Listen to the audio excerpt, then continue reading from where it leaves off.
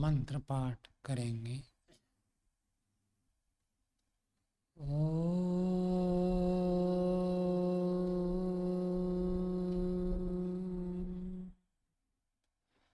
सहना भवतु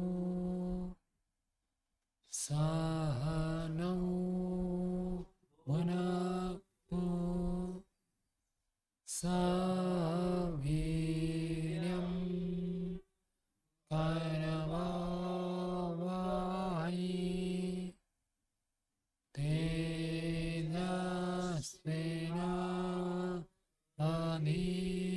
तेजस्विनावधीतमस्तु मा विद्विषावहै।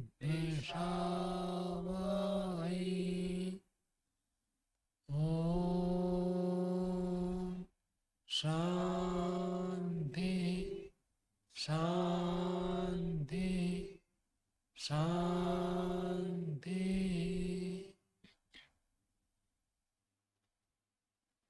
न्याय दर्शन की 77वीं कक्षा है।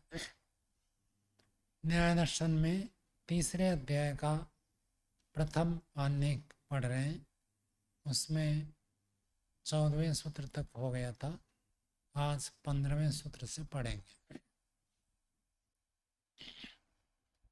आत्मा जो प्रमेय में प्रथम प्रमेय है उसकी परीक्षा कर रहे हैं। आत्मा नाम की कोई चीज है अथवा नहीं, अब इसकी परीक्षा चल रही है। अनेक बातें प्रस्तुत किए। प्रस्तुत करने के बाद आप एक नया प्रसंग प्रस्तुत करते हैं। 15वां सूत्र बोलिए।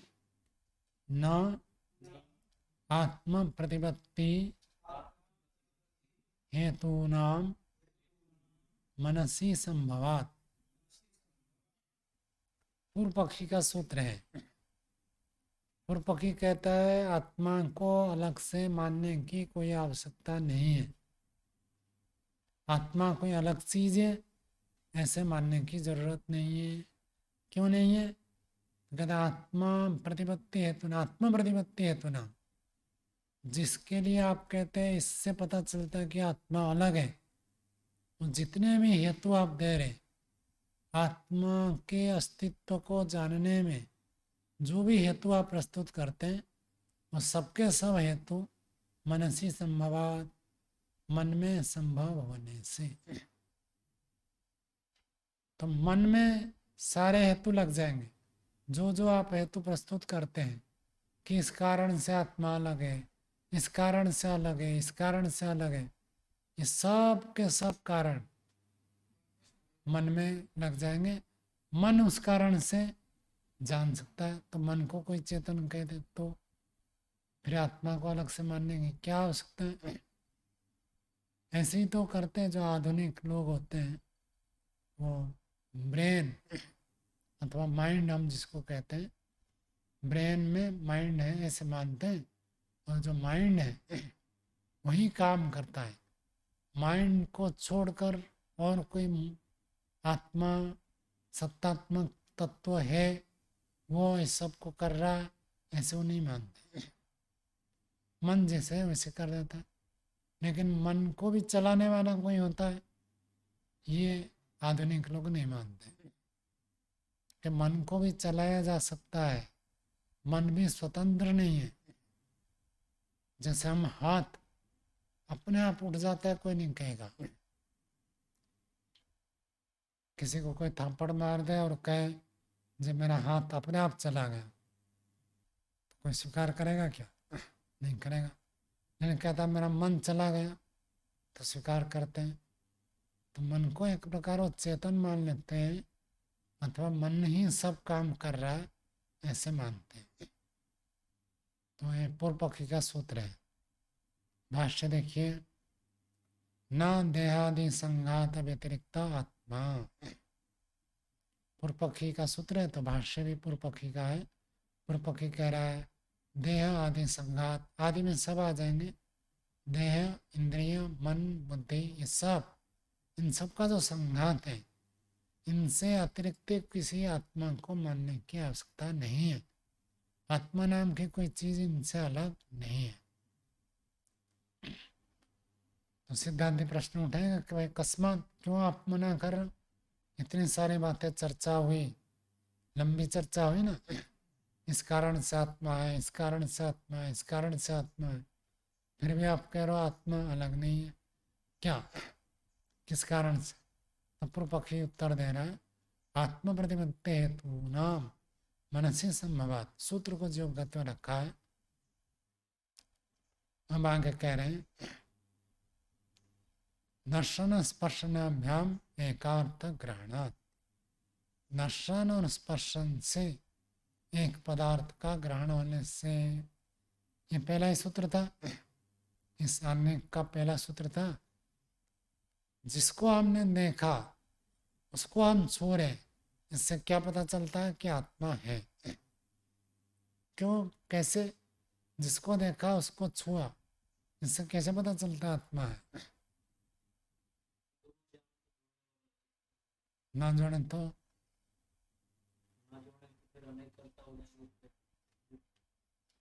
जिसको मैंने देखा उसको मैं छू रहा, तो ये दो ज्ञान मानो जोड़े नहीं, तो क्या हो जाएगा? क्या होगा विमल जी? अच्छा, क्या विरोध होगा बताओ थोड़ा, जिसमें मतलब क्या दोष आएगा? आप सोच रहे कि जिसको मैंने देखा, आत्मा उसको जोड़ता है तो हाथ जाकर उसको छूता है। यदि आत्मा को न माने, देखना आंख से हुआ, छूना हाथ से हुआ, दोनों ज्ञान नहीं जुड़े तो क्या दिक्कत आएगी? लेकिन आप जो लेकर दुनिया आई वो आपकी है, लेकिन पता ही चलेगा कि वो आपकी है, तो किसका सब प्रमाणित हो जाएगा। क्या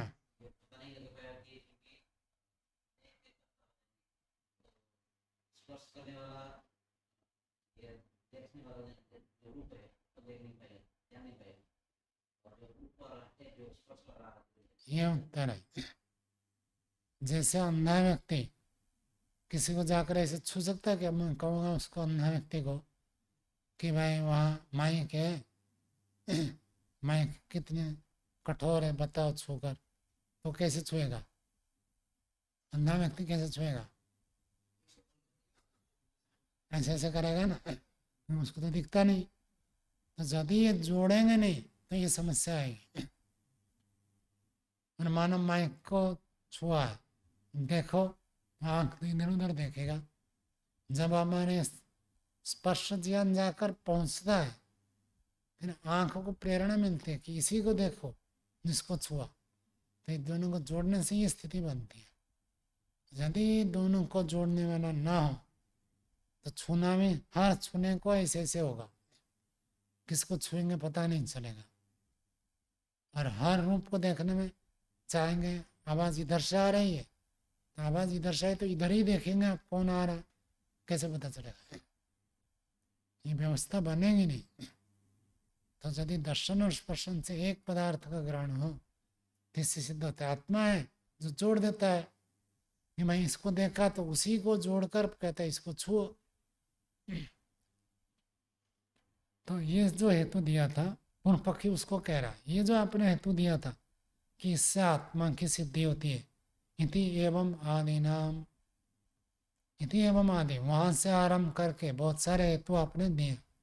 आत्म प्रतिपाद का नाम हेतु नाम, आत्मा को प्रतिपादित करने वाला, आत्मा के अस्तित्व को सिद्ध करने वाला, कि इस कारण से सिद्ध होता है कि आत्मा है, इस कारण से सिद्ध होता है आत्मा है।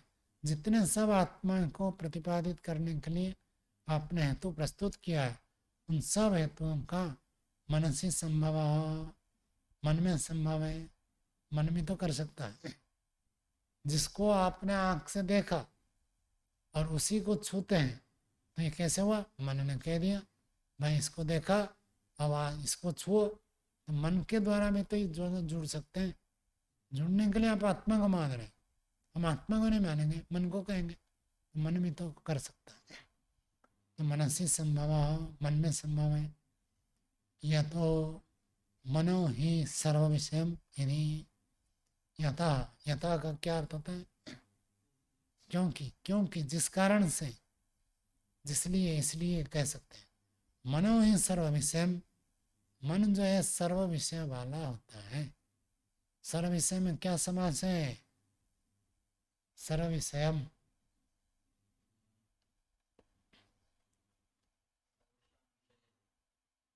सृष्टि कर रहे हैं। सर्व विषय का क्या अर्थ है?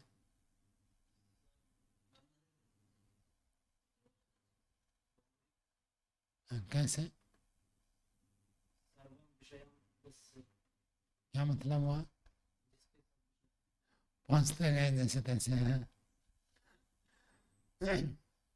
चलो बहुवचन होगा सर्वाणि विषयाणि यस्य। सर्व में कर सकते हैं ऐसे तो, जाति में एक वचन हो जाएगा।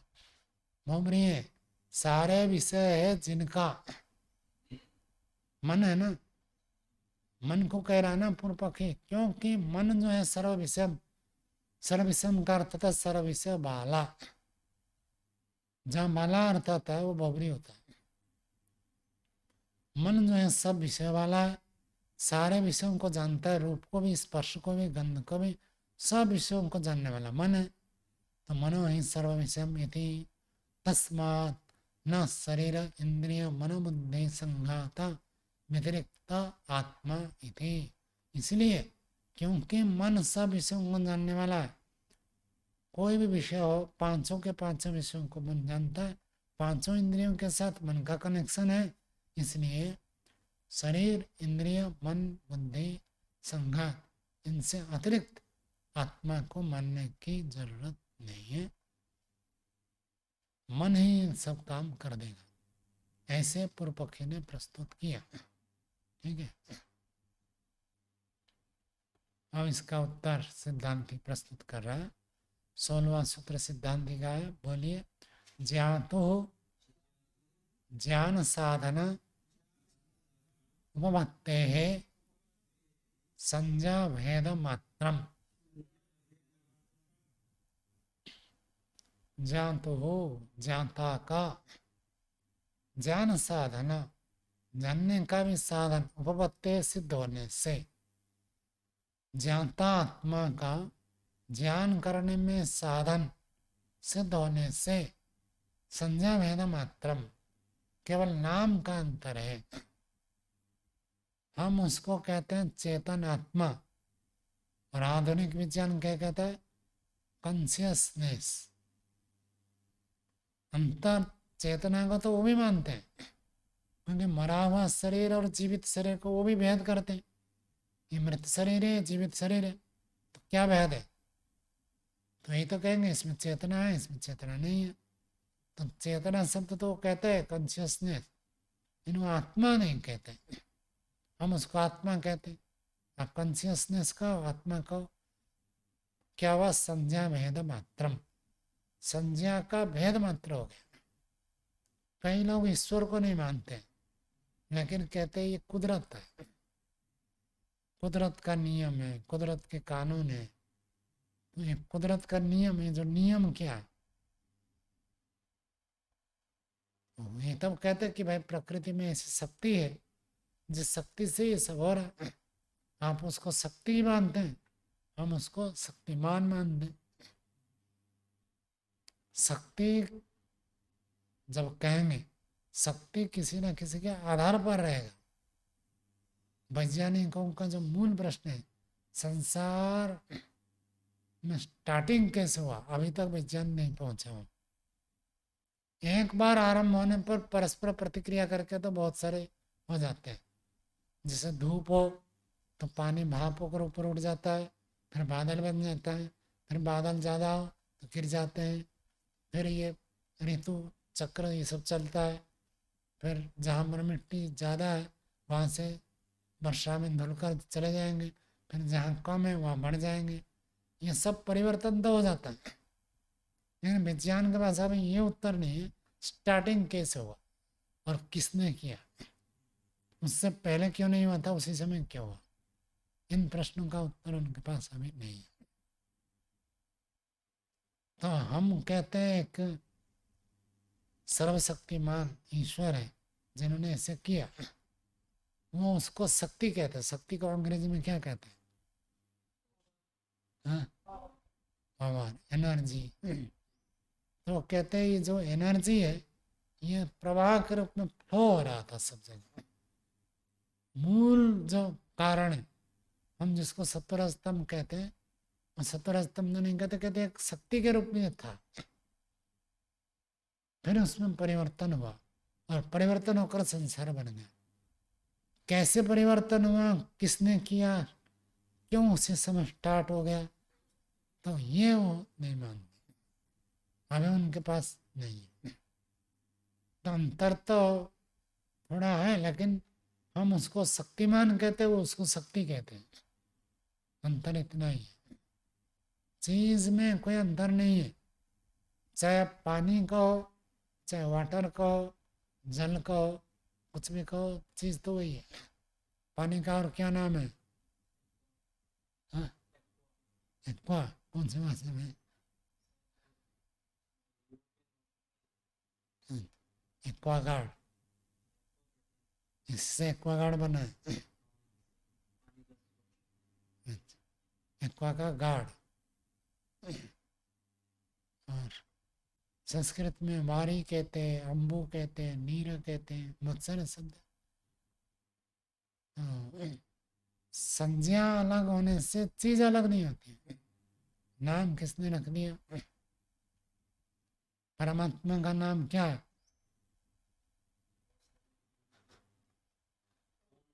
ओम नाम है। और जितने बाकी सारे नाम, मुख्य और निज नाम ओम है।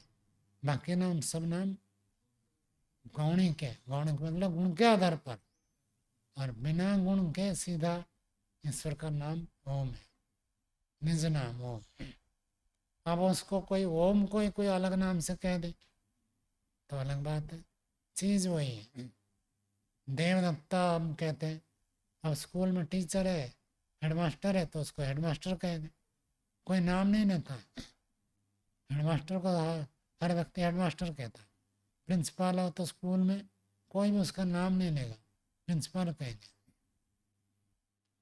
तो जैसे व्यक्ति वही है, केवल नाम बदल गया। तो नाम बदलने से कोई भेद नहीं आता। इसको संस्कृत में कहते हैं संज्ञा भेद मात्रम। समझ में आया? हम देवदत्त कहते, दूसरे लोग उसको हेडमास्टर कहते हैं। संज्ञा का भेद है, व्यक्ति वही है। ठीक है? तो ऐसे ही सिद्धांति कह रहा है कि हम उसको जो चेतन है उसी को हम आत्मा कहते हैं, और आप उसको मन कह दो। अंतर तो कोई नहीं है, द्रव्य वही है, केवल नाम बदल रहे हो आप। हम उसको आत्मा कहते हैं, आप उसको मन कहेंगे। और भाष्य पढ़िए तो बहुत स्पष्ट हो जाएगा। तो सिद्धांत कह रहा है ज्ञातो खलु ज्ञान साधनानि उपपद्यन्ते। ज्ञाता के ज्ञान साधन उपपद्यन्ते सिद्ध होते हैं। ज्ञाता कौन है? आत्मा। और आत्मा का ज्ञान साधन, ज्ञान का अर्थ विचार, चिंतन, मनन, जितने प्रकार सब हमको, चाहे प्रत्यक्ष, अनुमान, आगम, कोई भी ज्ञान प्राप्त हो रहा है, उन सबका एक साधन है। कौन है? मन। तो ज्ञाता का मन नामक एक साधन सिद्ध होता है। कैसे? तो बहुवचन में ज्ञान साधनानि उपपद्यन्ते। ज्ञाता को कोई भी ज्ञान प्राप्त होगा तो कोई ना कोई साधन के माध्यम से प्राप्त होगा। ईश्वर का कोई साधन नहीं है। ईश्वर को ज्ञान प्राप्त करने के लिए किसी साधन की आवश्यकता नहीं है, लेकिन जीवात्मा को जरूरत है। क्यों? वो ईश्वर सर्वज्ञ है, सर्वशक्तिमान है। सर्वज्ञ भी है, सर्वशक्तिमान भी है। तो सर्वशक्ति है, ताकत ज्यादा है, तो उसको जरूरत नहीं है। आप चश्मा नहीं पहनते, क्यों? आँख ठीक ठाक है। और जिसका आँख कमजोर है तो चश्मा पहनना पड़ेगा। तो जीवात्मा जो है कमजोर है, तो बिना साधन के कोई भी ज्ञान प्राप्त नहीं कर सकता। चाहे शब्द हो, स्पर्श हो, रूप हो, रस हो, गंध हो, कोई भी ज्ञान बिना साधन के जीवात्मा प्राप्त नहीं कर सकता। ये सिद्धांत है। आगे उसी की व्याख्या कर रहे हैं, भारती के व्याख्या कर रहे हैं। चक्षुषा पश्यति, आंख के द्वारा देखता है। घ्राणेन जिघ्रति, घ्राण इंद्रिय के द्वारा सूंघता है। स्पर्शनेन स्पृशति, त्वचा इंद्रिय के द्वारा छू रहा है। एवं मंतो सर्व विषयस्य मति साधनम अंतःकरण भूतम सर्व विषय विद्यते येन अयं मन्यते इति। एवं इसी प्रकार से, जैसे पश्यति, चक्षुषा पश्यति, पश्यति का कर्ता कौन है? अनमोल जी।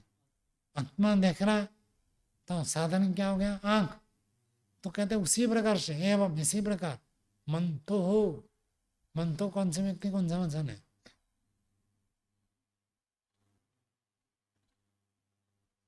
इसमें क्या अटक है? षष्ठी एक वचन है। मंत्री शब्द है, जैसे कर्त्री, षष्ठी में क्या होता है? कर्तु हो। जैसे मंत्री, मंत्री मतलब मनन करने वाला, रेकार। तो मंता एक वचन में प्रथमा में मंता, षष्ठी में मंतु हो। मनन करने वाले का, सर्व विषय,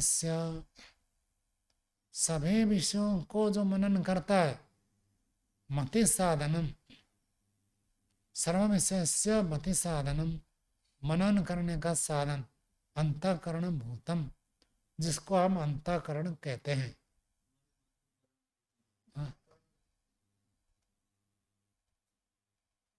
ठीक है, एक ही बात है। मन सर्व मति साधनम मन करणभूतम करम, अंतःकरणभूतम कर, एक ही बात है। अंतःकरणभूत जो है, सर्व विषय विद्यते, सर्व विषय वाला। सर्व विषय यहाँ किसको कह रहा है? मन को। तो हर विषय को मनन करने के लिए भी एक साधन चाहिए। जैसे देखने के लिए एक साधन चाहिए, छूने के लिए एक साधन चाहिए, सूंघने के लिए एक साधन चाहिए, ऐसे मनन करने के लिए भी एक साधन चाहिए। सब विषयों को मनन करने का एक साधन अंतःकरण भूत कहिए, मनन करण भूतम, सर्व विषय, सब विषय वाला वो मन विद्यते, विद्यमान है। ये न अयम मन्यते, ये न अयम, जिसके द्वारा यह, जिसके द्वारा, जिस मन के द्वारा, अयम का अर्थ आत्मा, जिस मन के द्वारा ये आत्मा मनन करता है। आत्मा को मनन करने के लिए भी एक साधन चाहिए। जैसे हर काम के लिए आत्मा को साधन चाहिए। क्यों? क्योंकि आत्मा अपने आप में लूला लंगड़ा पंगु है। आत्मा के पास कोई साधन नहीं है। पूज्य स्वामी सत्यवती जी महाराज कहते थे, व्यक्ति अहंकार करता है, मैं इतना जानता हूँ, मैं इतना बलवान हूँ। इसका सामर्थ्य कितना कहते थे?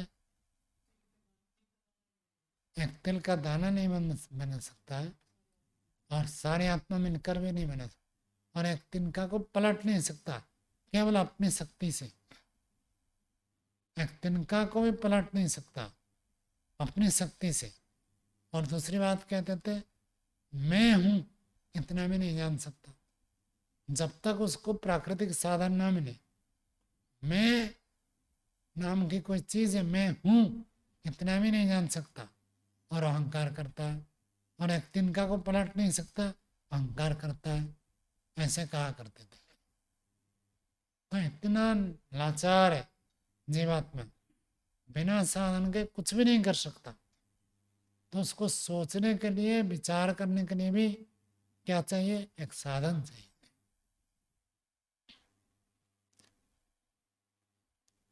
आगे, एवं सती ज्ञातरी आत्मसंज्ञा न मृष्यते, मन संज्ञा अभ्युज्जायते। तो कहते एवं सती, ऐसे होने पर, कैसे होने पर? हर काम के लिए साधन चाहिए। विचार करने के लिए भी एक साधन चाहिए। तो ऐसी स्थिति होने पर ज्ञातरी ज्ञाता में आत्मसंज्ञा न मृष्यते। आत्मा उसको कहना, आत्मा नाम से कहना न मृष्यते, आपको सहन नहीं हो रहा। किसको सहन नहीं हो रहा? पूर्व पक्षी को। सिद्धांत कह रहा हम उसको आत्मा कहते हैं, ये आपको अच्छा नहीं लगता, सहन नहीं हो रहा। और मन संज्ञा मैंने जानते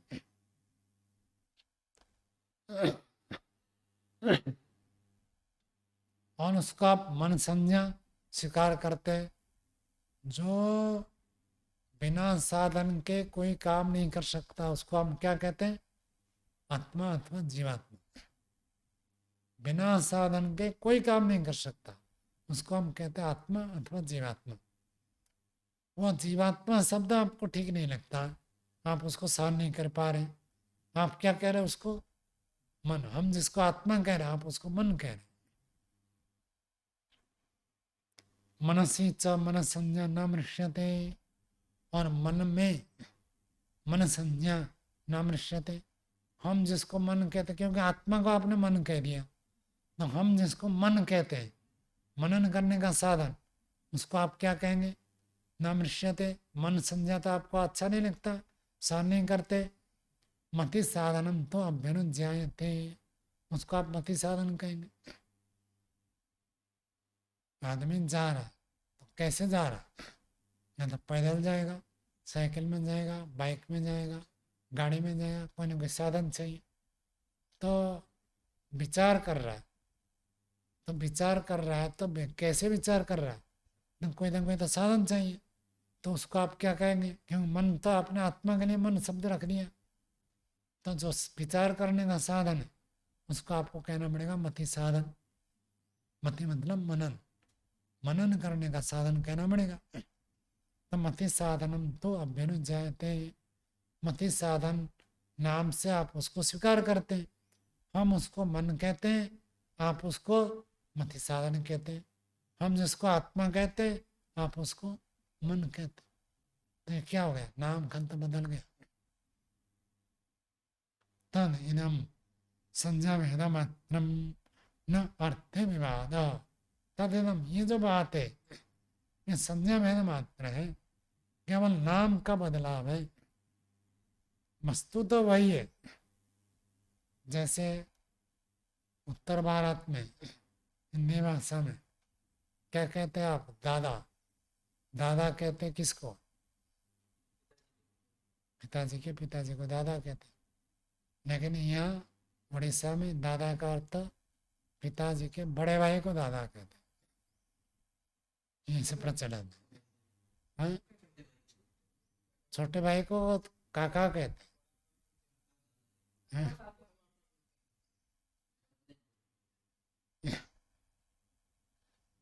अब यहाँ भेद हो गए, तो नया उदाहरण लाना पड़ेगा।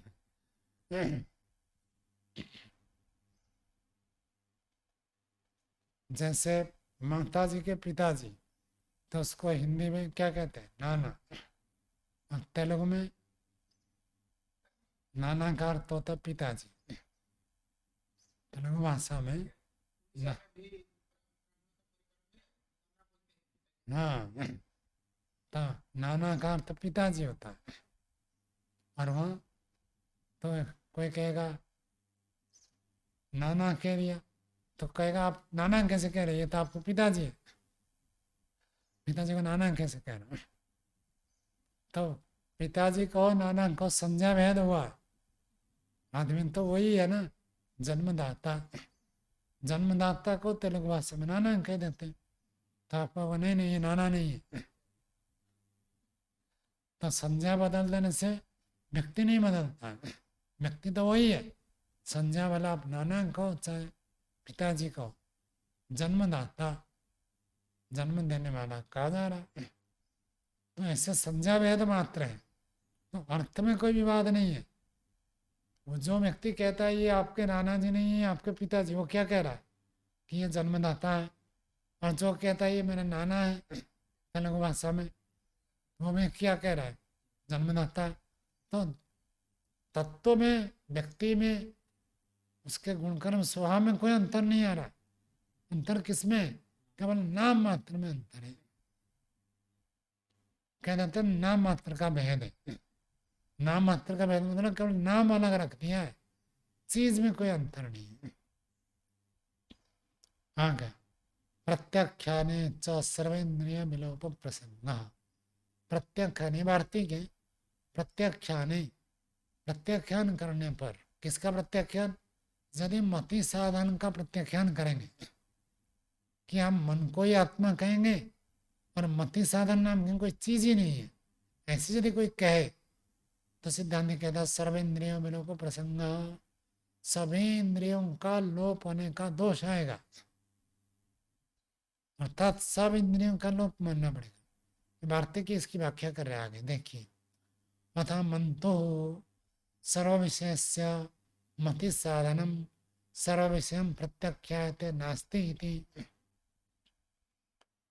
मंतो, मंतो का अर्थ मनन करने वाले का, सर्व विषयस्य, सर्व विषयस्य भी षष्ठी है, मंतो में भी षष्ठी है, सब विषयों वाले, मनन करने वाले का, अर्थात जो सभी विषयों का मनन करता है जीवात्मा, उसका कोई मनन करने का साधन यदि नहीं मानते, मति साधनम बराबर सर्व विषय, मनन करने का साधन, सभी विषयों का मनन करने वाला मन रूपी साधन को यदि प्रत्याख्याते, यदि आप नहीं मानते हैं, कहते नास्ति इति, है ही नहीं। क्या नहीं है? क्या नहीं है?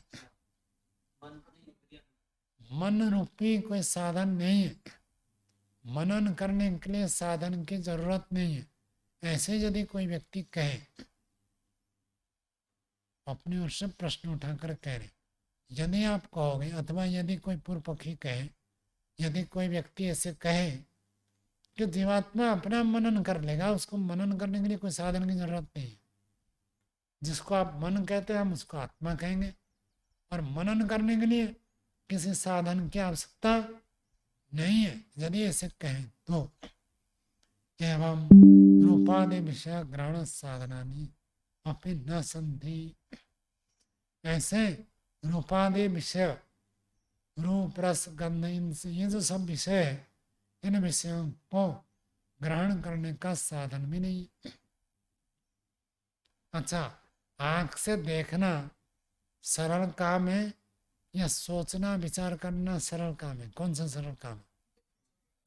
देखना सरल है, छू कर देखो ये गर्म है ठंडा, ये बड़ा सरल है, लेकिन विचार करना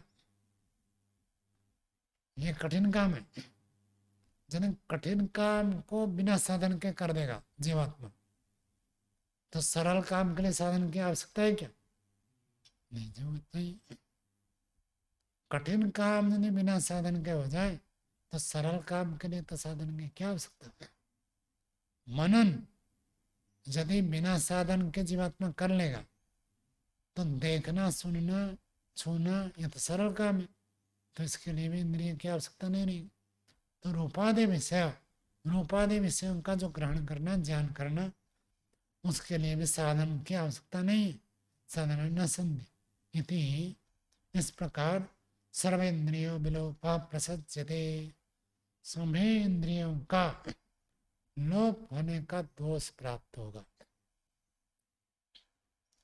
यदि आप कहोगे मनन करने के लिए किसी साधन की आवश्यकता नहीं है, तो सब इंद्रिय लोप हो जाएंगे, एक भी इंद्रिय की आवश्यकता नहीं रहेगी, यह दोष प्राप्त होगा। स्वामी जी, ये तो आत्मा की मन संज्ञा कर करके पूर्व पक्षी का खंडन किया है। यदि पूर्व पक्षी आत्मा को न मान करके जिसको सिद्धांति मन कहता है उसको ही मन कह करके प्रश्न करता है कि आत्मा नहीं है, जो मति का साधन है वही मन है, और वही मनन भी करता है, वही रूप आदि का ग्रहण भी करता है, तो उसका खंडन कैसे करेंगे? आपका प्रश्न थोड़ा दोहरा देता हूँ स्पष्ट हो जाए। तो जैसे आत्मा को हम मानते हैं, फिर आत्मा को बहुत सारे साधन प्राप्त हुए, मन में है और इंद्रियां हैं, मन क्या है? अंतःकरण साधन है, और इंद्रियां बहिष्करण साधन है, बाहर के साधन है। तो यदि कोई पूर्व पक्षी कहेगा मैं आत्मा को नहीं मानता हूँ, और मन है, मन इन सब काम को कर देगा। कौन सा? सब काम को जो जोड़ने का काम है। आंख से रूप देखा, हाथ से छुआ, इनको जोड़ने के लिए आत्मा चाहिए, तो कहेगा मन जोड़ देगा, तो आत्मा की कोई जरूरत नहीं है। फिर प्रश्न उठेगा यदि ये सब काम मन कर देगा तो उसको मनन करने के लिए एक साधन चाहिए। तो विमल जी कह रहे हैं कि मन जो है वो मन ही जोड़ने का काम भी कर देगा और विचार करने का काम भी कर देगा। तो प्रश्न तो वही रहा, यदि मन विचार करने की क्षमता रखता है तो देखने के लिए उसको आंख की आवश्यकता क्यों? ये प्रश्न उठे। यदि मन बिना साधन के विचार कर सकता है तो बिना साधन के रूप भी जान कर देगा। मन के पास यदि ऐसी क्षमता है कि वो बिना साधन के मनन भी कर लेगा, बिना साधन के सब इंद्रियों के ज्ञानों को जोड़ने की क्षमता भी है, तो फिर तो उसको रूप के लिए आपकी आवश्यकता क्या रहेगी? ये प्रश्न उठे। जी, विचार करना भौतिक नहीं है, लेकिन रूप आदि को देखना भौतिक है और मन अभौतिक है। इंद्रियां भौतिक हैं, तो भौतिक से भौतिक का ज्ञान हो जाता है। लेकिन मन जो है वो विचार तो कर ही सकता है, क्योंकि वो तो भौतिक वस्तु नहीं है विचार करना। भौतिक को जानने के लिए भौतिक भी आवश्यकता है। जो रूप का ज्ञान हुआ ये भौतिक हुआ।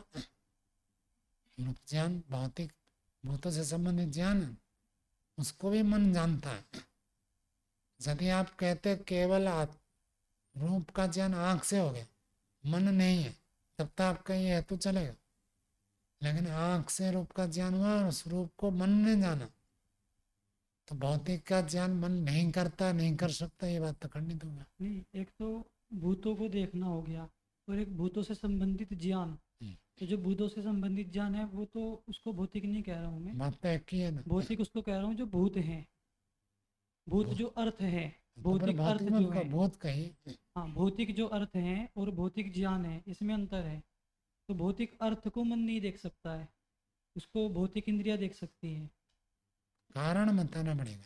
ये तो केवल प्रतिज्ञा हुई ना कि मन जो है भौतिक पदार्थों के साथ संबंध कर नहीं पाएगा, जान नहीं पाएगा, उसके लिए उसको चाहिए। और जो भौतिक पदार्थ के बारे में विचार करेगा उसके लिए साधन नहीं चाहिए। धरती कैसे घूमता है इसके बारे में विचार करेगा।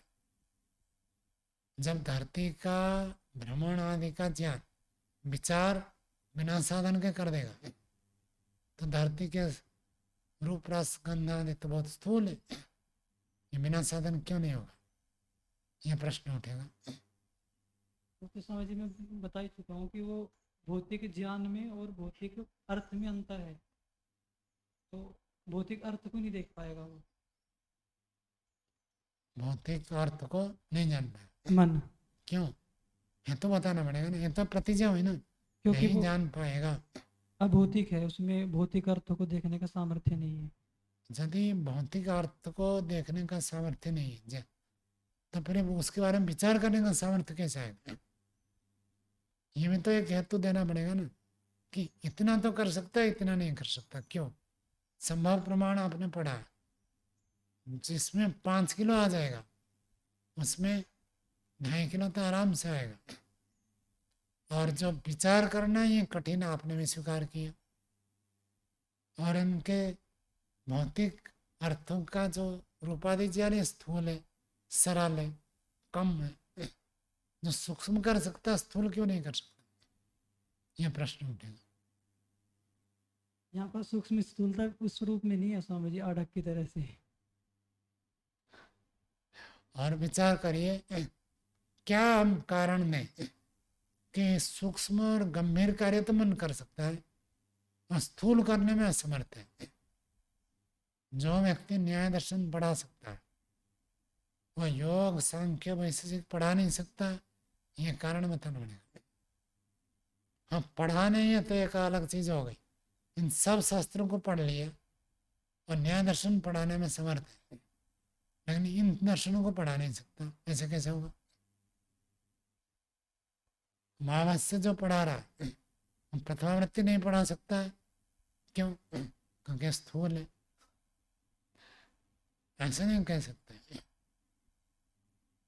जबकि पदच्छेद विभक्ति समास ये सब प्रथमावृत्ति में पढ़ाते हैं, महाभाष्य में कहीं कहीं आता है, प्राय नहीं आता है। जब उसको इतना गंभीर चीजों को पढ़ा सकता है, ये स्थूल है, इसको नहीं पढ़ा सकता, ऐसे नहीं कह सकते। सूक्ष्म कर दिया तो स्थूल तो कर ही पाएगा, उसके बिना वहां तक पहुंच नहीं होगी। ऐसे तो आत्मा के ऊपर भी जाएगी ये बात, तो कि आत्मा ज्ञान अनुभव करता है, सुख दुख को अनुभव करता है, वो तो बहुत सूक्ष्म है। और मन को ही देख रहा है, मन तो बहुत स्थूल है, मन में जो वृत्ति चल रही है, तो बिना मन के क्यों नहीं वो जान सकता है इन इंद्रियों ये के अगले गुणों सूत्र को। में है, अगले सूत्र में पढ़ेंगे, वहां में आप प्रश्न उठाएंगे, ठीक है? वहां तक तो चलते हैं आगे। 17वां सूत्र बोलिए, नियमश्च निरनुमान। नियम, ऐसे नियम कर दें कि आत्मा मनन करने के लिए तो साधन की आवश्यकता नहीं है, और बाहर के रूप आदि ज्ञान करने के लिए साधन की आवश्यकता है। जैसे विमल जी कह रहे हैं कि चिंतन मनन करने के लिए तो कोई साधन जरूरत नहीं है, लेकिन जब बाहर के शब्द स्पर्श रूप रसगंध, उसके लिए साधन की आवश्यकता है। तो सिद्धांत कहता है ऐसे नियम करने में कोई अनुमान नहीं है। ऐसे अनुमान, अनुमान क्या होता है? हेतु पूर्वक होता है, व्याप्ति पूर्वक होता है, व्यापक नियम चाहिए। कहते ऐसे नियम है ही नहीं। जैसे आप अनुमान करें कि ऐसे कोई हो सकता है कि बाहर के रूप रस गंध स्पर्श के लिए तो साधन चाहिए, और उसके चिंतन मनन करने के लिए साधन की आवश्यकता नहीं है, ऐसे नियम अनुमान नहीं कर सकते। सूत्रार्थ तो इतना है, भाष्य आगे बताएंगे।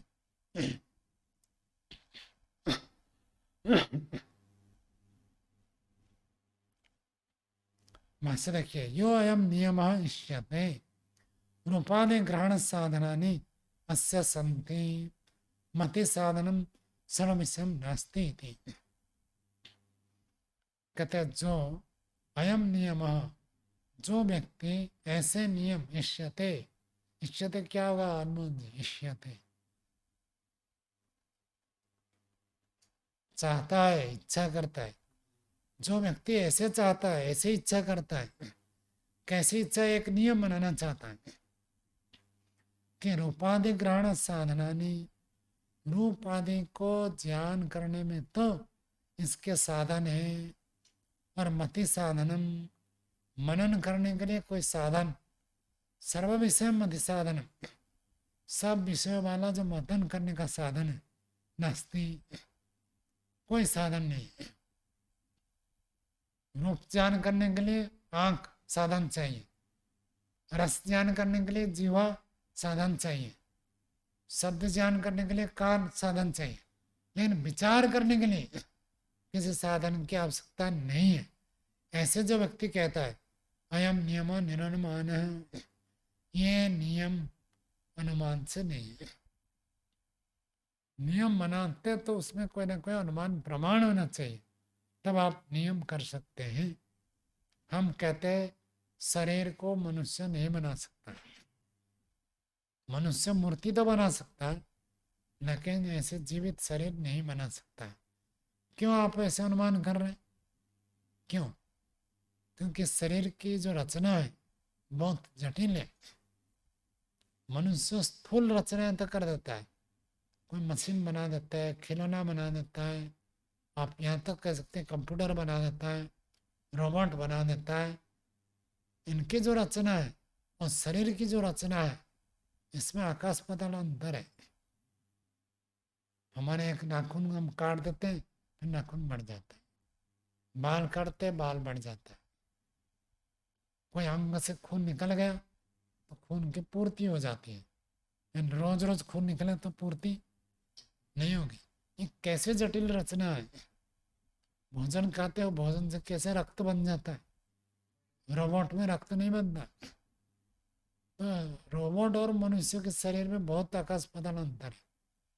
तो हम इसलिए अनुमान करते हैं कि मनुष्य रोबोट तो बना सकता है लेकिन शरीर को नहीं बना सकता। स्त्री पुरुष के शरीर से लेकर वो शरीर को विकसित कर देता है देव, लेकिन नया शरीर खुद बना दे ऐसा संभव नहीं है, क्योंकि वह हमको नियम नहीं मिल रहा है। तो ऐसे जहाँ पर कोई नियम मिलता है तो वहाँ अनुमान करते हैं कि इस नियम को आप तो बना सकते हैं।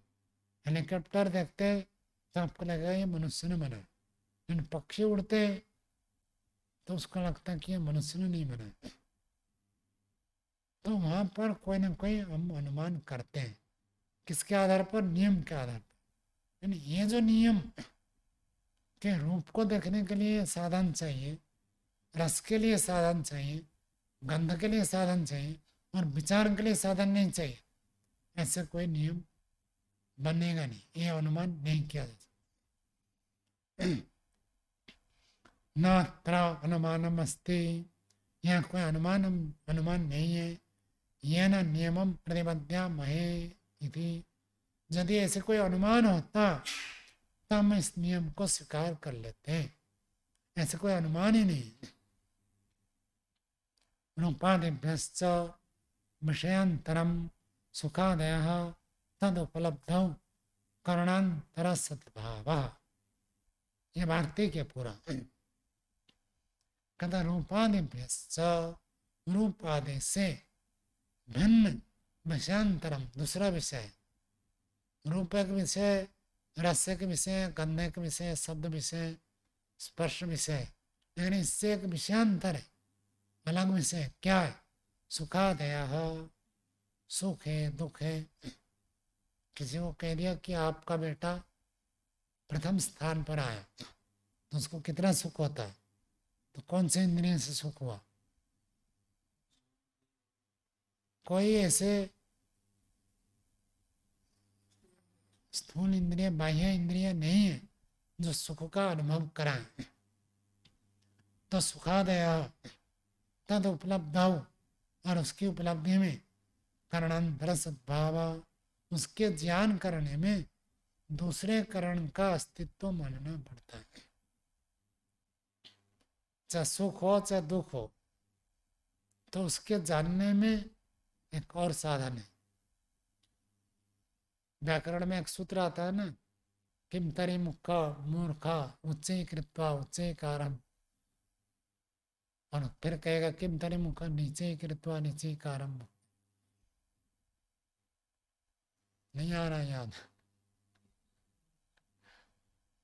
किसी का बेटा ने प्रथम स्थान आया तो आकर कहता है कि भाई आपका बेटा तो प्रथम स्थान पर आ गया। तो कहता है मूर्ख, फिर नीचे क्यों बोल रहा? चिल्ला चिल्ला कर बोलो, सबको सुनाई दे, इतना धीरे क्यों बोल रहे? और कहा कि आपका बेटा ने किसी का मर्डर कर दिया, पुलिस पकड़ कर ले लिया। कहा इतना जोर से क्यों बोल रहे? धीरे बोलो ना। वही बात, एक ही बात को कहता है ऊंचे बोलो, मतलब उसमें उसको सुख हो रहा है तो कहता है ऊंचा बोलो, और जिसमें दुख हो रहा है तो कहता है धीरे बोलो, नीचा बोलो। यथा भी प्रत्याख्यान है, और यथा भी प्रत्याख्यान है क्रियात्मक बोलो। सूत्र है, पूरा सूत्र बयान है। तो ऐसे सुख दुख के लिए सुनाई तो कान से ही दे रहा है। मैं इसलिए आपको बताया उस सूत्र का उदाहरण, क्योंकि जो सुन रहा है वो तो कान से ही सुन रहा है। यदि कान से सुख होता तो आपका बेटा, आपके बेटा ने किसी का हत्या कर दी, ये भी कान से सुने। सुख होता था इससे भी सुख हो जाना चाहिए था। तो कान से सुख दुख नहीं होता है। सुख दुख के लिए क्या चाहिए? मन चाहिए। महर्षि दयानंद ने भी लिखा है, एक व्यक्ति राजा है और एक व्यक्ति उसका सेवक है। तो पूर्व पक्षी ने रखा कि दोनों को बराबर सुख होता है। कि जमींदार है, कोर्ट जा रहा है कचहरी में, कहता है जो ढोकर ले जाते हैं कहार कहार ढोकर ले जाते हैं, जब ले जाते समय उनको कष्ट होता है, बाहर ढो रहे हैं, और जैसे कोर्ट में पहुंच जाते तो जमींदार तो जाएगा कोर्ट के अंदर, उसकी सुनवाई हो गई, वह दुखी होगा, और कहार वहाँ बड़े आराम से रहेंगे। तो पूर्व पक्षी ने प्रस्तुत किया सुख दुख तो दोनों को बराबर है, मानने से सुख है, न मानने से दुख है। तो कहता क्या कहार हमेशा चाहेगा मैं जमींदार बन जाऊं, लेकिन जमींदार कभी नहीं चाहेगा मैं कहार बन जाऊं। यदि बराबर होता, कहार को भी वही सुख दुख और जमींदार को भी वही सुख दुख, तो बदल जाते, बदलना चाहेगा कभी? कभी नहीं चाहते। इसका मतलब सुख दुख में अंतर है, और सुख दुख का ज्ञान शरीर से नहीं होता है। सुख दुख का बोध किससे होता है? मन के साथ संबंध है। महर्षि ने वहां लिखा तो करणांतर है, दूसरा एक साधन है, मन है, जिसके द्वारा हमको सुख दुख की उपलब्धि होती है, ज्ञान होता है। उसी का आगे हम व्याख्या कर रहे हैं। वार्तिक था, वार्तिक की व्याख्या यथा चक्षुषा गंध न गृह्यते, आंख के द्वारा गंध का ज्ञान नहीं होता है। यदि करणांतरम घ्राणम, इसलिए दूसरा करण मानना पड़ता है, घ्राण है। आंख से गंध का ज्ञान होता है क्या? देख कर आप कह नहीं सकते इसका गंध कैसा है, तो इसलिए अलग एक इंद्रिय मानना पड़ता है। कौन सा इंद्रिय? घ्राण इंद्रिय। घ्राणम एवं चक्षुर्घ्राणाभ्याम रसन गृह्यते, आंख से देखकर नहीं कह सकते ये मीठा है, कड़वा है, चरपरा है, आंख से नहीं कह सकते। सूंघ कर भी आप नहीं कह सकते कि भाई ये मीठा है नहीं है, कितना मीठा है, सूंघ कर नहीं कह सकते। तो इसलिए रस का ज्ञान के लिए एक रसना इंद्रिय मानना पड़ता है। यदि करणांतरम रसनम, एक दूसरा करण है, रसना इंद्रिय मानना पड़ता है। एवं शेषेष्वपि, ऐसे अन्य इंद्रियों में भी समझना कि रूप के लिए अलग इंद्रिय, रस के लिए अलग इंद्रिय, घ्राण के लिए, गंध के लिए अलग इंद्रिय, शब्द के लिए अलग इंद्रिय, और स्पर्श के लिए अलग अलग इंद्रिय। तथा चक्षु आदि भी सुखादय न गृह्यन्ते, आंख से सुख आदि का ग्रहण नहीं होता। आंख सुख को ग्रहण करने का साधन नहीं है। सिनेमा देखते हैं लोग, बड़ा सुख होता है। कोई कहेगा देखो रूप को देखकर सुख हो रहा, किसी व्यक्ति का सुंदर रूप है, पेंटिंग बहुत सुंदर सुंदर पेंटिंग है, देखने से सुख होता है। कोई कहेगा देखो रूप, आंख से सुख हो रहा, कहता आंख से सुख नहीं होता। मानो उसकी पत्नी मर जाए और वही रूप देखे तो सुख होगा क्या? यदि आंख से सुख होता तो आंख से तो वही रूप देख रहा है, फिर भी सुख नहीं हो रहा है। इसका मतलब सुख दुख का संबंध आंख से नहीं है, किससे? मन से। तो चक्षुरादि में ही आंख आदि के द्वारा सुखादि ग्रहण नहीं होते। यदि करणांतरण भवितव्यम, वहाँ एक नया करण मानना चाहिए। वो करण है मन। मन को मानना पड़ेगा जो सुख दुख का अनुभव कराता है। तच्च, और वह ज्ञान अयोगपद्य लिंगम, ज्ञान का एक साथ न होना, उसमें लिंग है। मन का लक्षण है ना, योगपद ज्ञान अनुत्पत्तिर मनसो लिंगम, एक साथ अनेक ज्ञान नहीं हो रहा, इससे मन का लक्षण होता है, और वही मन हमको सुख दुख का अनुभव कराता है। यच्च सुखादि उपलब्धौ करणम तच्च ज्ञान अयोगपद्य लिंगम, तस्य इंद्रियम इंद्रियम प्रति सन्निधे असन्निधेश्च न युगपद ज्ञानानि उत्पद्यन्ते इति। सिद्धांत एक विशेष बात बता रहा है कि सुख आदि के ज्ञान करने में जो कारण बनता है वो है मन, और मन एक कारण है, स्वयं ज्ञान नहीं करता है। क्यों? क्योंकि यदि मन स्वयं ज्ञान करता तब अलग अलग इंद्रिय के विषय के साथ कनेक्ट होने पर एक साथ आपको पांचों ज्ञान होता है। तो इससे क्या पता चलता है, मन ज्ञान करने में साधन है, खुद मन ज्ञान नहीं करता। और जब वो साधन है तो मन जिस इंद्रिय के साथ जुड़ता है उस इंद्रिय का आपको ज्ञान होता है, और जिस इंद्रिय के साथ नहीं जुड़ा उसका ज्ञान नहीं होता है। पंक्ति वही कह रहा है, ज्ञान अयोगबद्ध लिंगम तस्य इंद्रियम इंद्रियम प्रति सन्निधे। एक एक इंद्रिय के प्रति सन्निधि और असन्निधि न युगपद ज्ञान ज्ञानानि उत्पद्यन्ते। तो कभी किसी इंद्रिय के साथ जुड़ता है, कभी किसी इंद्रिय से नहीं जुड़ता है, इसलिए हमको एक साथ अनेक ज्ञान नहीं होते। इससे पता चलता है कि मन में एक साधन है और ज्ञान वो किसी को कराता है, स्वयं ज्ञान नहीं करता है, ज्ञान कराता है। यदि स्वयं ज्ञान करने वाला होता तो पांच इंद्रियां जुड़े हुए हैं और वो जानने वाला चेतन है तो जुड़ जाएगा, सबका ज्ञान कर लेगा। स्वामी जी, जो इसमें कहा कि दो ज्ञान एक साथ नहीं कर, पांचों ज्ञान एक साथ नहीं कर सकता, वो तो नियम ठीक है कि पांचों ज्ञान एक साथ नहीं कर सकता, लेकिन इससे चेतन आत्मा नहीं है मन, ये तो स्पष्ट नहीं हो रहा इससे, इस हेतु से। आपका प्रश्न स्पष्ट नहीं हो रहा, आप क्या पूछना चाहते हैं, आपका प्रश्न मानो। स्वामी जी, मन तो चाहता है कि मैं पांचों इंद्रियों का ज्ञान एक साथ कर लूं, अगर चेतन माने तो, लेकिन वो उसका नियम है कि वो एक साथ अनेक ज्ञान नहीं कर सकता। है तो बता क्यों। यदि मन चेतन है तो सारे को जान लेगा, समस्या कहाँ आएगी। जैसे स्वामी जी हमारे पक्ष में जीवात्मा अल्पज्य है, तो ऐसे उनके पक्ष में वो मानते होंगे कि वो ऐसा नियम है कि मन सब सारे ज्ञान नहीं कर सकता एक साथ, नियम है कि एक बार में एक ही कर सकता है। नहीं, आप मन को चेतन मान रहे हैं। पहली बात ये हो गया कि मन चेतन है, और दूसरी बात है मन के साथ सभी इंद्रियों का कनेक्शन है। हाँ है। है है तो बस चेतन है और कनेक्शन हो गया तो ज्ञान नहीं होगा, ये तो बनेगा ही नहीं। जो चेतन होता है और उसको साथ साधन जुड़ गया तो ज्ञान ना हो, ऐसे नहीं हो सकता।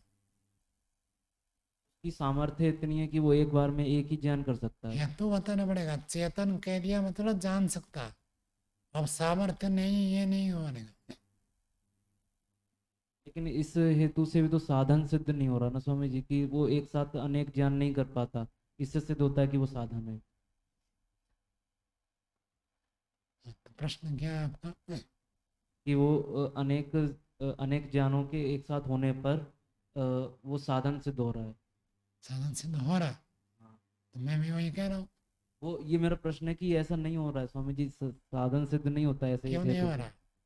मैंने कहा कि भाई जो चेतन है, अब वो चेतन है, इंद्रियों के साथ जुड़ेगा तो ज्ञान हो जाएगा।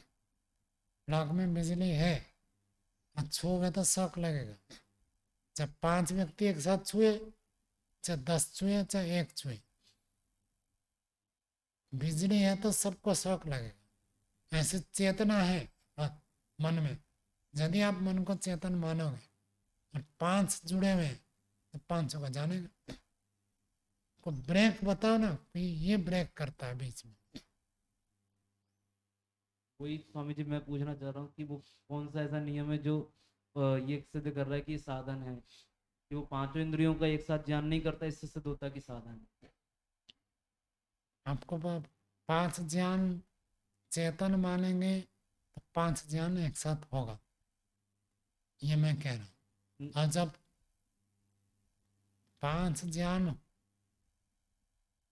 नहीं हो रहा, इसका मतलब वो चेतन नहीं है, क्योंकि इंद्रियां तो जुड़े हुए हैं। इंद्रियां जुड़ने पर भी उसको ज्ञान नहीं हो रहा, इसका मतलब वो चेतन नहीं है। स्वामी जी उसका सामर्थ्य नहीं है इतना। पहुंचता है ना, आप बिजली शौक लगेगी तब एक हो 50 हो सबको एक साथ शौक लगेगी।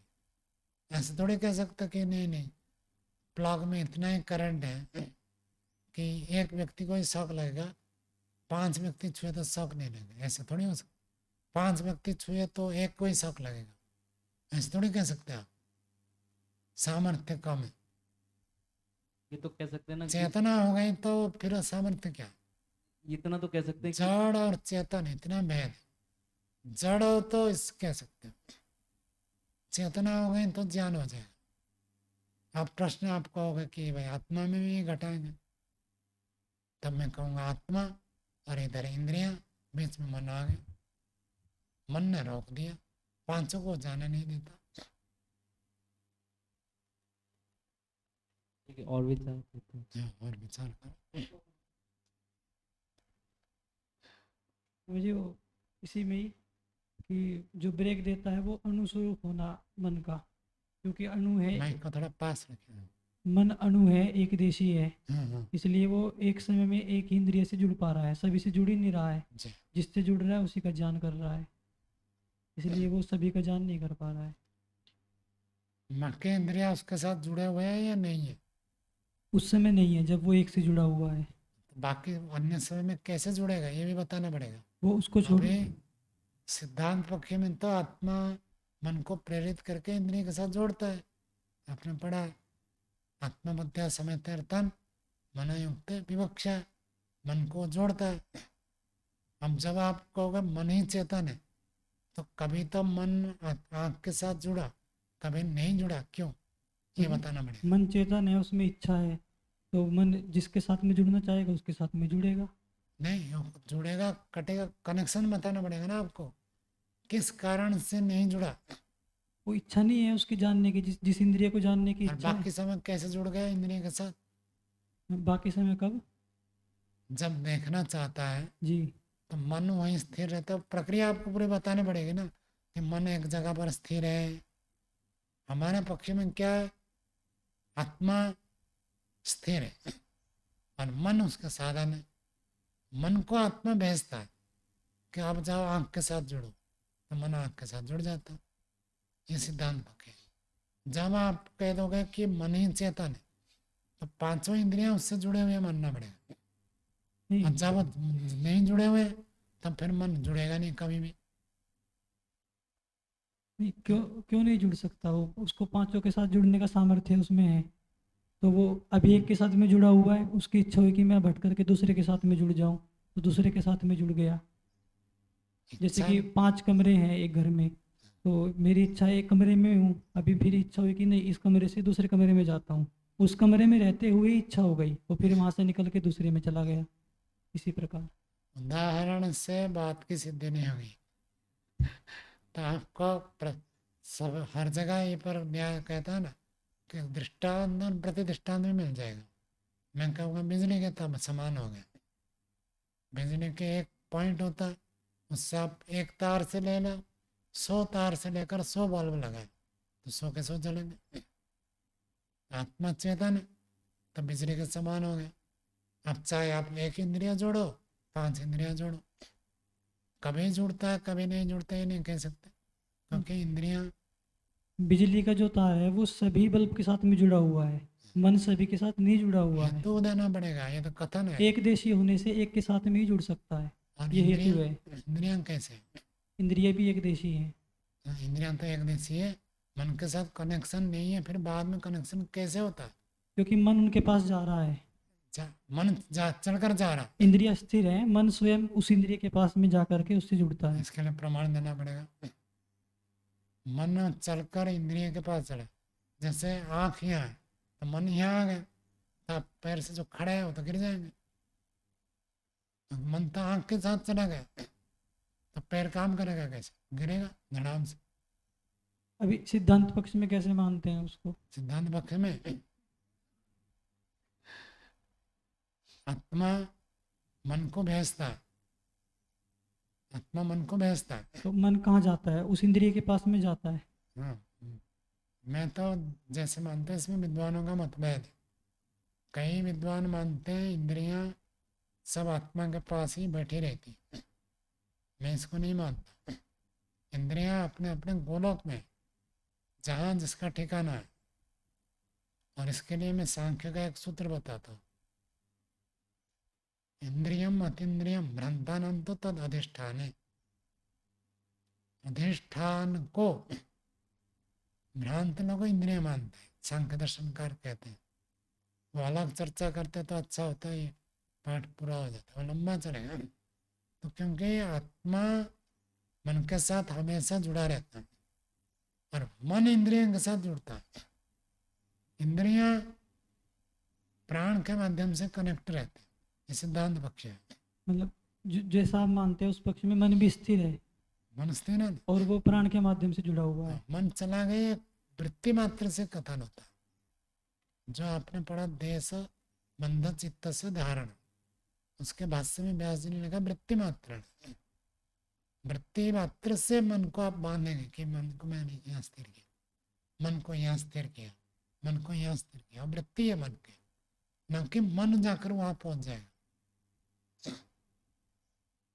यह प्रश्न आगे चलाएंगे इस प्रसंग को कि मन को कई लोग कहते शरीर से बाहर निकल जाएगा, तो मन शरीर से निकल जाएगा तो शरीर धड़ाम से गिर जाएगा। तो जो आपने पूर्व पक्ष में कहा कि प्रमाण चाहिए, पूर्व पक्षी कहाँ से प्रमाण देगा स्वामी जी? उसके प्रमाण तो स्वीकार नहीं किया जाएगा, वो तो तर्क ही कर सकता है केवल।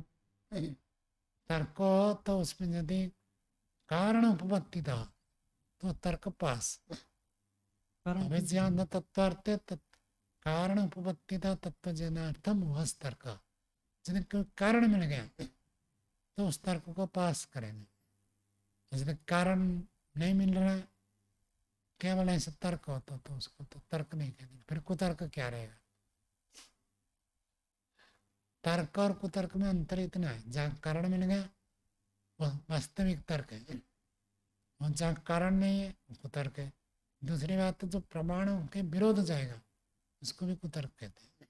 जैसे सिद्धांत पक्ष में जब वृत्ति मात्र से वो आंख के साथ में जुड़ा हुआ है, तो फिर शरीर क्यों धारण कैसे किया हुआ है मन ने? ये तीव्र गति है, आपने पढ़ा ना, अभी आया नहीं ना आपका जी, अनाथ चक्र।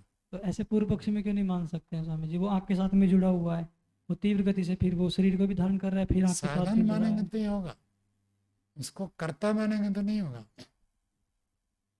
साधन में तो ये संभव है, और मन को भौतिक नहीं माना जाता है। इंद्रियों को न्याय में, इसलिए दूसरे शास्त्र की चर्चा करने से घुल मिल जाता है।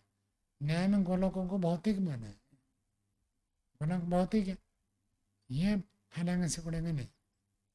अभौतिक इंद्रियां जो होती है वो फैलती सिकुड़ती है, उनके वो संचार होता है। तो इसी हिसाब से देखोगे तो ये हो गया आँख का गोलक। इस आँख गोलक के पीछे आँख इंद्रियां जो मन के साथ कनेक्टेड है, उसका ठिकाना ही यहाँ है। और उसको कैसे कनेक्शन होता है, जैसे बिजली का पंखे के साथ कनेक्शन है तो तार के माध्यम से, ऐसे इंद्रियां नहीं है। इंद्रियां तो अपने स्थान पर है, ठिकाने पर है, उसके साथ जो कनेक्शन है प्राण के माध्यम से होता है। अलग अलग प्राण का अलग अलग काम आपने पढ़ा है, तो प्राण के माध्यम से होता है, मन जुड़ता है। इसी को आप देखो, सब प्रेरयति मानतम। आप जठराग्नि को बीच में ले सकते हैं कि आत्मा बुद्धि के साथ निर्णय करके मन को प्रेरित करता है, मन फिर अग्नि को प्रेरित करता है अथवा प्राणवायु को प्रेरित करता है। तो प्राणवायु फिर इंद्रियों के साथ कनेक्ट होती है, फिर इंद्रियां काम करने लगती है। बहुत सारा तंत्र है ना। ये हो गया हमारा गोलक, जो आँख पलक झपकता है, ये गोलक। गोलक के पीछे इंद्रियां, उस इंद्रिया में कोई खराबी नहीं होती। जो खराबी होती है, रेटिना हो गया, पुतला हो गया, ये जो होते हैं वो सब गोलक में होते हैं, जो हमको डॉक्टर चिकित्सा करते हैं। इंद्रियां उससे कनेक्टेड है, और इस गोलक का जो केंद्र है उस केंद्र में इंद्रियां कनेक्टेड है। तो फिर उसके पीछे फिर प्राण शक्ति काम करते हैं। वैज्ञानिक तो नस नाड़ियों तक ही मानते हैं, प्राण को भी मानते हैं, वायु का संचार तो मानते हैं। वैदिक शास्त्र में जैसे प्राण इनको एक्टिव करता है, ऐसे वो प्राण को नहीं मानते, वो नस नाड़ियों को मानते हैं। कोई नस सूख जाता है, विज्ञान के भाषा में कह रहा, फिर सो अंग काम नहीं करते, विरुद्ध हो जाता। मन की जो सब परीक्षा है वो मन की परीक्षा जब करेंगे तब बताएंगे कि मन कैसे काम करता है। और एक स्मृति के बारे में अभी थोड़ा सा आपने पढ़ा है, स्मृति के बारे में लंबी चर्चा चलेगी। प्रक्रिया कैसे मन स्मरण करता है, आत्मा स्मरण करता है, मन स्मरण करता है, किसका काम है, ये सब आत्मा बुद्धि मन इनकी परीक्षा। मन का फिर भी सरल है, आत्मा और बुद्धि इन दोनों की परीक्षा जटिल है। ये तो पार होगा तो पार होगा, और कुछ कठिन नहीं है। चलो और एक पंक्ति पढ़ लेते हैं, पूरा हो जाएगा। तो कहते हैं इंद्रिया जब किसी इंद्रिय के साथ मन का सन्निधि होती है और किसी इंद्रिय के साथ मन की सन्निधि नहीं होती है, इसके कारण से हमको एक साथ अनेक ज्ञान नहीं होता। इसका मतलब मन नाम की कोई भी चीज़ है जो कि साधन है। यदि मन रूपी साधन नहीं होता तो आत्मा तो चेतन है, तो चेतन होने से सब इंद्रियां जब मन आत्मा के साथ कनेक्ट हो जाएंगे तो आत्मा को सारे ज्ञान होना चाहिए। इसका मतलब बीच में कोई साधन है। तत्र यदोक्तम, वहाँ जो ये आपने कहा आत्म प्रतिपत्ति है तो नाम मन से संभवात यदि, आत्मा को जानने के लिए, आत्मा की सत्ता को जानने के लिए, स्वीकार करने के लिए जो हेतु दिए जाते हैं वो मन में संभव हो जाते हैं। ये बात ठीक नहीं है। क्यों ठीक नहीं है? दो बातें बताई। एक तो मनन करने का साधन चाहिए, दूसरी बात है आत्मा को एक साथ अनेक ज्ञान नहीं होते। इन दोनों हेतु से मन को आप चेतन आत्मा नहीं मान सकते, और जब मन को आत्मा मान लेंगे तो इंद्रियों की आवश्यकता नहीं रहेगी। ये दोष है। क्या पूछ रहे थे आप? आप क्या पूछ रहे थे?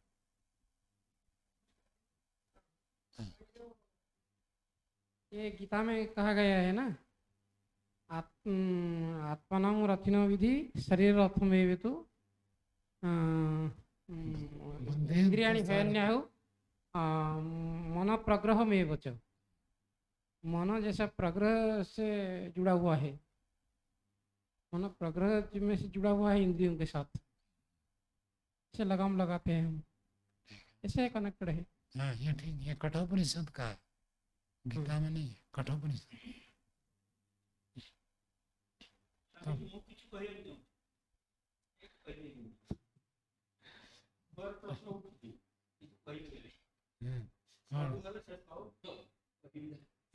संक्षेप में हो तो बता सकते, बोलिए। कोई एक वाक्य दो वाक्य हो तो बोलिए।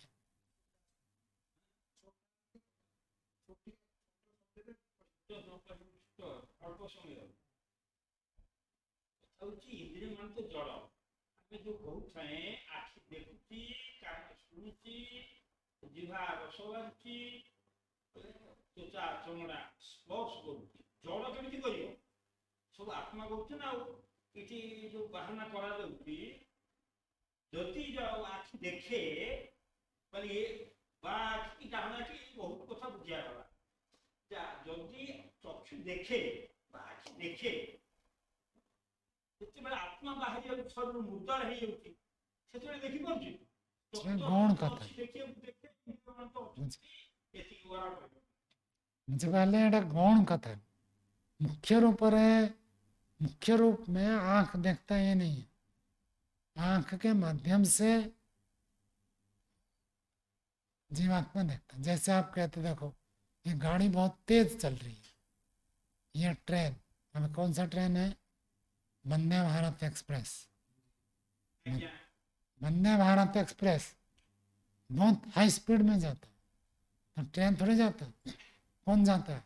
ड्राइवर चलाता है। तो ड्राइवर चलाते हुए भी हम कह रहे गाड़ी तेज जा रही, तो ऐसे ही चालक जो है वो आत्मा है, वो सब देखता है। फिर भी कह देते हैं आँख देख रही, गौण रूप में ऐसा होता है।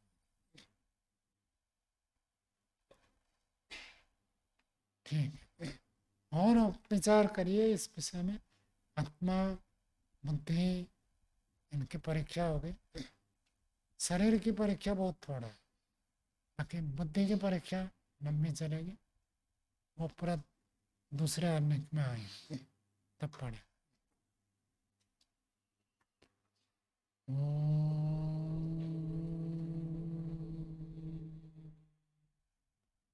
शांति शांति शांति सर्वभूत